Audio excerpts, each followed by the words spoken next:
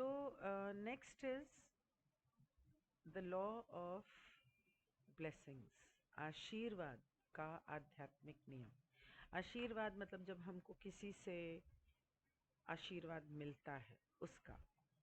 तो वो कहते हैं कि जब आप किसी को आशीर्वाद देते हैं तो आप आशीर्वाद के नियम का आवाहन करते हैं, आह्वान करते हैं और दिव्य ऊर्जा को उनकी ओर निर्देशित कर रहे होते हैं। दिव्य ऊर्जा मतलब क्रिएटर के लव एंड लाइट। जब ये सच्चे इरादे से किया जाता है तो दिव्य श्वेत प्रकाश का एक झोंका उस व्यक्ति के व्यक्ति में स्थानांतरित हो जाता है जिसे आप आशीर्वाद दे रहे हैं। जैसे हम लोग मेडिटेशन में आमतौर पे जब मदर अर्थ को देते हैं तो हम वाइट लाइट इन्वोक करते हैं ना, देने के लिए। उसी तरह से जब आप किसी को ब्लेसिंग्स देते हैं तब ऐसा होता है, खास करके अगर आप दिल से दे रहे हो। जिस व्यक्ति को आप आशीर्वाद देना चाहते हैं उसकी ओर अपना हाथ उठाने से आशीर्वाद उनकी ओर निर्देशित होता है। अब आपको समझ में आया कि आमतौर पे मंदिरों में भगवान का हाथ ऐसे क्यों होता है। अगर आप किसी को लॉन्ग डिस्टेंस देना चाहते हैं, वो इंसान आपके सामने नहीं है। आपने पता नहीं नोट किया है कि नहीं कि कई बार मेडिटेशंस में जब मैं हीलिंग दे रही होती हूँ यूट्यूब ऑनलाइन मेडिटेशन में, तो मैं ऐसे बैठती हूँ ताकि वो वाइट लाइट इसमें आए और इसके द्वारा यहाँ जाए और आप लोगों तक पहुँचे। I don't know if you have noticed it, but I do that sometimes. बहुत ऐसे ऐसे नहीं बैठती मैं, ऐसे थोड़ा डिस्क्रीटली बैठती हूँ। बट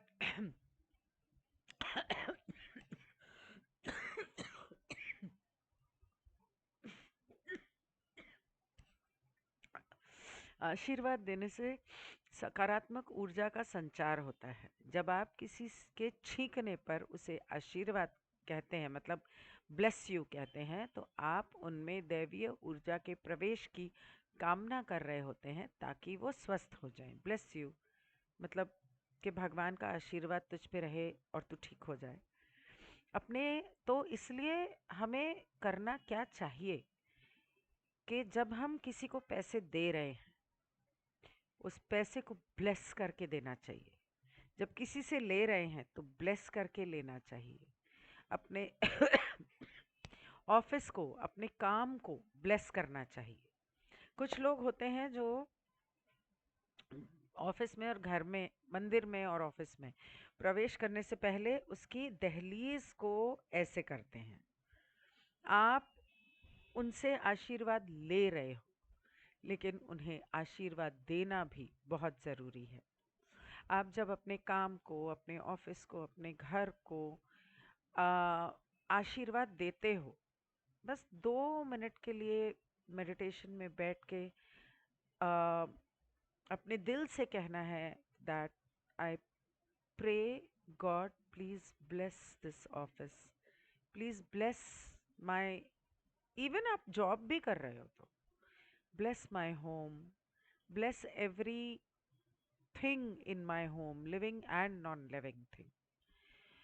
अपने आसपास के लोगों को आशीर्वाद दें और वे खुश और संतुष्ट होंगे। अगर आप लोगों को आशीर्वाद देते हैं दिल से, बोलने की ज़रूरत नहीं है, आप सिर्फ मन में, जब आप दिल से भगवान को कहते हैं गॉड ब्लेस दम, सच नाइस पीपल, आप जब ऐसा बोल रहे हैं तो ईश्वर की कृपा उन पे होती है ताकि वो सुखी और स्वस्थ रहें।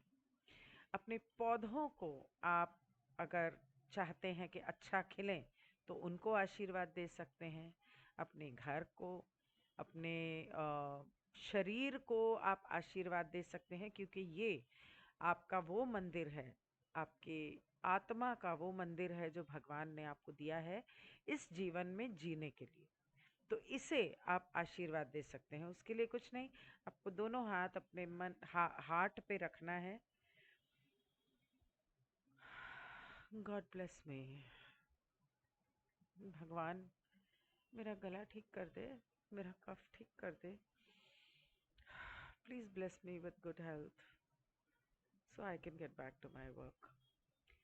You can request blessings for others. आप दूसरों के लिए भी ईश्वर से प्रार्थना कर सकते हैं कि इनको वो आशीर्वाद दे, जैसे हम अपने बच्चों के लिए करते हैं, अपने घर वालों के लिए करते हैं. हे भगवान उसको सही रखना, हे भगवान उसको प्रोटेक्ट करना, हे भगवान उसको स्वस्थ रखना. गॉड ब्लेस दम. बेसिकली मतलब एक ही है. तो जब हम हर कण कण में ईश्वर के प्रकाश और प्रेम का आवाहन करते हैं, तो घूम फिर के वो सारे आशीर्वाद हमारे पास आते हैं. क्योंकि ये ब्रह्मांड का उसूल है कि आप जो भी देते हो वो 100 गुना बढ़ के आपके पास आना ही है. सो bless Mother Earth, bless Sun, bless Ra, God bless Kuo, and God bless with a lot of love and light the moon and the stars and the planets and the confederation. कभी कभी ये भी करना चाहिए ना. Okay, bye.